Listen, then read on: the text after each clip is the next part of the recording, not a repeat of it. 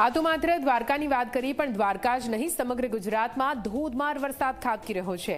વરસાદ એવો કે જેનાથી નદી નાળા છલકાઈ ગયા છે, રોડ રસ્તા ધોવાઈ ગયા છે અને આફતનું પાણી લોકોના ઘરોમાં ઘૂસી ચૂક્યું છે. સૌ કોઈ હેરાન પરેશાન છે, પણ ડેમ છલકાતા ખેડૂતોમાં ખુશીનો માહોલ પણ છે. ત્યાં હવામાન અને અંબાલાલ કરી રહ્યા છે કે હજુ તો આકરો વરસાદ આવવાનો છે. ત્યારે જુઓ સાંબેલાધાર વરસાદ અને આગાહીનો આ ખાસ અહેવાલ.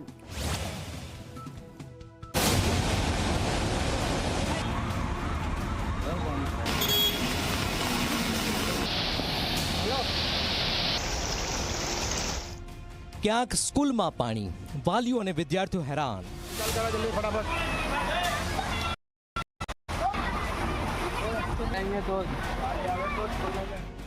ક્યાંક શહેરમાં પાણી, વાહન ચાલકો પરેશાન.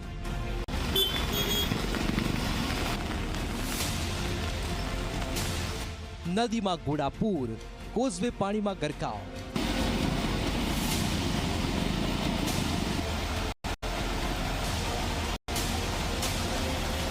ક્યાંક ડેમ છલકાયો, પાણીની સમસ્યા સોલ્વ.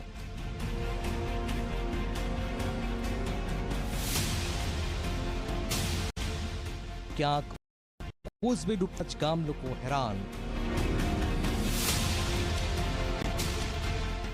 લો લેવલ પુલ ડૂબ્યો, રસ્તો કરાયો બંધ, નદીમાં અધધ પ્રવાહ. ડાંગમાં દે ધનાધન વરસાદ, નદી નાળા છલકાયા, પ્રકૃતિએ સુંદરતા કરી ઉજાગર.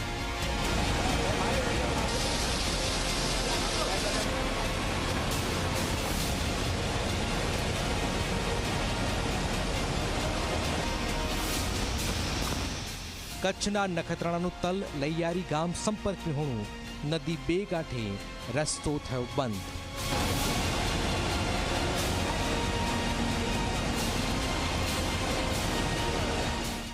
કંઈક આવી સ્થિતિ છે ગુજરાતના અલગ અલગ વિસ્તારોની. પાણીએ સામ્રાજ્ય જમાવી દીધું છે તો પ્રજા પરેશાન થઈ ગઈ છે. તાપીના વ્યારામાં વરસાદી પાણી શાળામાં ઘૂસી ગયા તો વાલીઓ શાળામાં દોડી આવ્યા.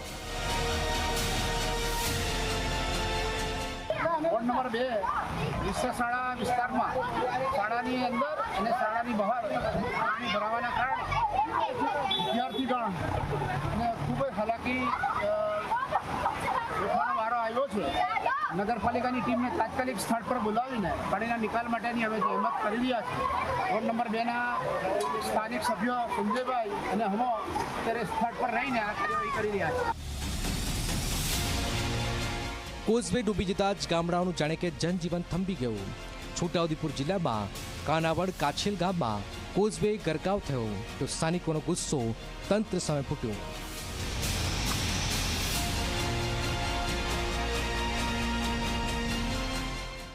આ નદીનો પુલ તૂટી ગયો છે, વચ્ચેથી તેરાળો છે, અંદર અહીં 5 ફૂટનો ખાડો છે.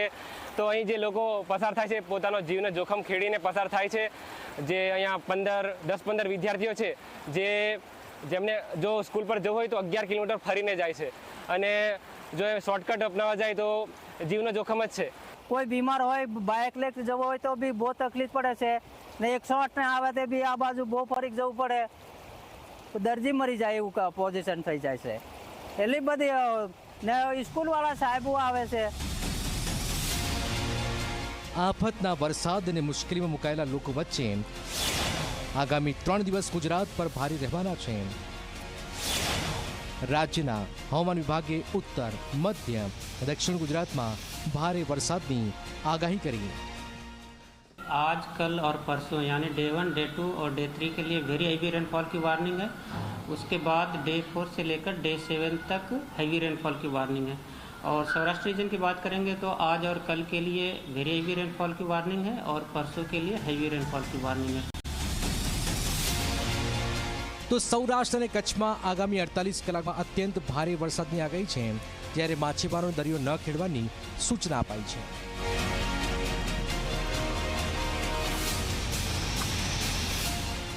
यहाँ पर हैवी रेनफॉल की वार्निंग है वो डिस्ट्रिक्ट है जामनगर, मोरबी, राजकोट, बोटाड, अमरेली, भावनगर, गिर सोमनाथ डिस्ट्रिक्ट शामिल है, जहाँ पर हैवी, साथ में दीव डिस्ट्रिक्ट है जहाँ पर हैवी रेनफॉल की वार्निंग है. और थंडरस्टॉर्म वार्निंग की बात करेंगे तो आने वाले 5 दिनों के लिए गुजरात स्टेट के सारे डिस्ट्रिक्ट कवर हैं। आने वाले 5 दिनों के लिए एंटायर गुजरात कोस्ट के लिए फिशरमैन की वार्निंग है और जो विंड की स्पीड होगी वो 40 से 50 કિલોમીટર પર આવર। અંબાલાલ પટેલ પણ કહી રહ્યા છે કે ગુજરાતમાં મુશળધાર વરસાદ આવશે, નદી નાળા છલકાશે, નદીઓમાં ઘોડાપૂર આવશે। આ વરસાદ હજુ ઘણા ભાગમાં ભારે વરસાદ થશે અને તારીખ 15 સુધીમાં સૌરાષ્ટ્રના ઘણા ભાગમાં ભારે વરસાદ થવાની શક્યતા રહે છે। ગુજરાતના અન્ય ભાગમાં ભારે વરસાદ થવાની શક્યતા રહે છે। આ ઉપરાંત 24 જુલાઈથી 30 જુલાઈમાં પણ રાજ્યના ઘણા ભાગોમાં વરસાદ થવાની શક્યતા રહે છે અને કેટલાક ભાગમાં ભારે વરસાદ થવાની શક્યતા રહે છે। 2 થી 8 ઓગસ્ટમાં દક્ષિણ ગુજરાતના ભાગોમાં ભારે વરસાદ થવાની શક્યતા રહે છે। તાપી નદીનું જળસ્તર વધવાની શક્યતા રહે છે। નર્મદા નદી 2 કાંઠે થવાની શક્યતા રહે છે। આ અરસામાં સાબરમતી નદીનું પણ આવરો આવવાની શક્યતા રહે છે। ચારે કોર ખીલેલા ચોમાસાને કારણે સિઝનનો 39% વરસાદ વરસી ચૂક્યો છે। એક જ મહિનામાં અડધા કરતાં પણ વધુ વરસાદથી જળબંબાકારની આ સ્થિતિ સર્જાઈ છે।